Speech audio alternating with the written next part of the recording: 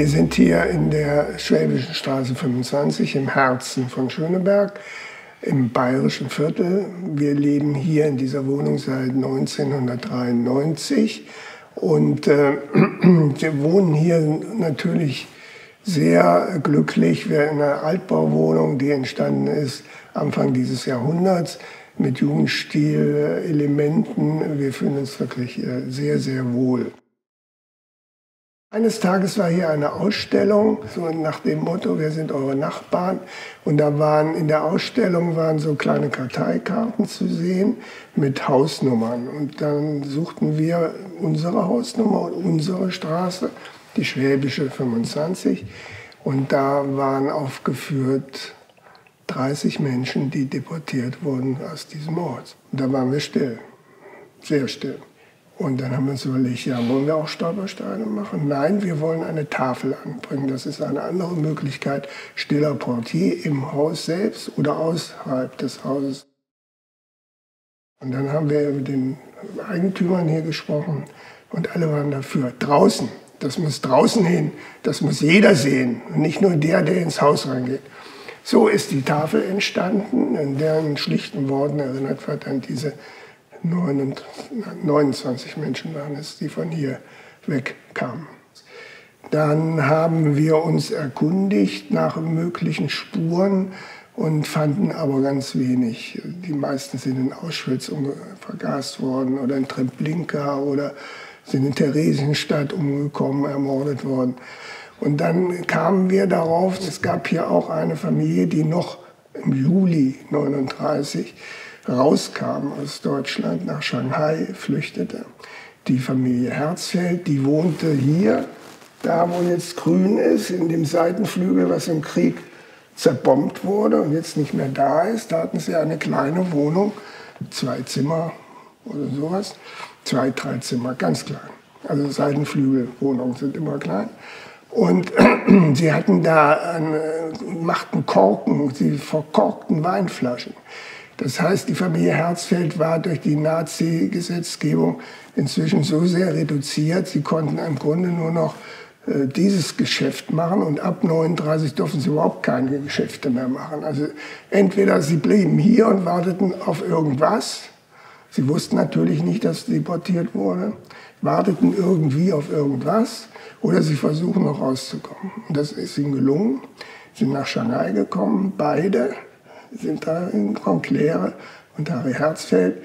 In Shanghai haben sie unter schlechten Verhältnissen gelebt. Dort wurde auch ein Ghetto eingerichtet. Die Verpflegung war sehr mangelhaft. Sie wurden beide krank, sehr krank. Er bekam 2 Schlaganfälle in Shanghai im Ghetto. Er war danach berufsunfähig. Und sie hatte auch das eine oder andere an Krankheiten bekommen dort. Also sie waren beide krank, als sie sind schließlich gelangt, nach New York auszuwandern. Das war dann Ende der 40er Jahre.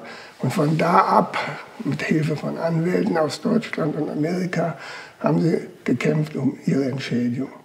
Und dann bin ich in die Behörde hier gegangen, habe mir die Akten rausgesucht, diese Entschädigungsakten, und haben sie sortiert und habe dieses Martyrium, das war das 2. Martyrium nach der Flucht, der Entschädigungsprozeduren recherchiert, die Akten mir rausgesucht und hier in der Wohnung nachher ausgestellt. Es gibt ja immer einen Tag, der 8. Mai, und da werden die Wohnungen aufgemacht, da ist Denkmal am Ort überall präsent in der Stadt. Und wir haben hier die Wohnung aufgemacht, haben diesen Tisch, einen großen Tisch benutzt, haben die Akten ausgelegt und haben eingeladen, sich diese Akten anzusehen und den Entschädigungsgang mitzugehen mit den Opfern von damals. Das Ergebnis ist natürlich beschämend. Die erste Entschädigung und die einzige wirklich große Entschädigung bekam er 61. Er musste immer angeben, was er hier verloren hat, was er hier verlassen hat. Das ging bis in die Möbel hinein, die in der Wohnung waren und alles andere. Er hatte noch einen alten Opel, den er hier stehen lassen musste vor dem Haus. Also solche Dinge musste er aufschreiben, er musste Zeugen beibringen, die auch hier waren, in diesem Haus lebten.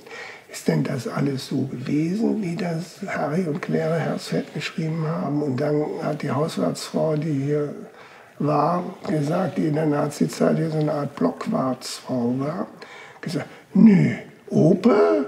Kann ich mich nicht erinnern. Gab es denn einen Opel hier? Also mit anderen Worten, sie haben noch versucht, die Sache zu erschweren, ja, denjenigen, die Opfer waren.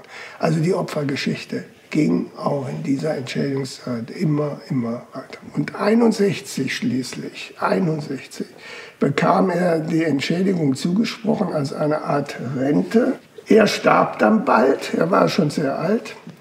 Sie konnte dann mit der Hälfte dieser Rente natürlich sehr notdürftig existieren, wurde immer kränker. Sie hatte selber noch einen Entschädigungsantrag gestellt und dann der Anwalt in Amerika wollte sie aufsuchen, wollte ihr erklären, sie muss noch Dokumente nach Deutschland schicken, dass dieser Entschädigungsantrag ordentlich bearbeitet wird. Dann erfuhr er, dass sie bereits im Krankenhaus liegt und schwer erkrankt ist. Und dann hat er versucht, nochmal mit ihr Kontakt aufzunehmen, der Anwalt im Krankenhaus. Das gelang ihm aber dann nicht mehr. Und dann starb sie schließlich. Und dann kam der Bescheid von ihrem Entschädigungsantrag. Und der war wie folgt: Die aufgrund des Bundesgesetzes zur Entschädigung für Opfer der